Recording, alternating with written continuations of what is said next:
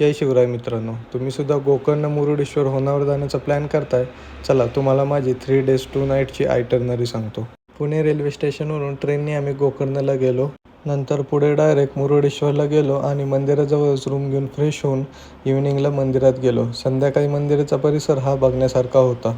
मग मंदिर एक्सप्लोअर केलं. परत सेकंड डेला मुरुडेश्वर मंदिरातच आलो. 18व्या मजल्यावरून ही दिसणारी भगवान शंकराची 123 फूट उंच असणारी मूर्ती पाहिली. ही मूर्ती आशिया खंडातील दुसऱ्या क्रमांकाची मूर्ती आहे. भूकैलास केव्हमध्ये जाऊन मंदिराचा इतिहास सांगणारं हे म्युझियम पाहिलं. याची हिस्ट्री मी तुम्हाला एक सेपरेट व्हिडिओ बनवून नक्कीच सांगेल. मग तिथून पुढे होन्नावरला गेलो. तिथेच मग 1 तास मस्त बॅकवॉटरला बोटिंग केली. फुल केरळवाले वाईब येत होते. किती सुंदर आहे सगळं. त्यानंतर पुढे मग मँग्रोव्ह बोर्डवॉकला गेलो. थोडेफार फिरलो, फोटोशूट केलं. मग पुढे नेक्स्ट डेस्टिनेशनला गेलो. मग डायरेक्ट गोकर्णला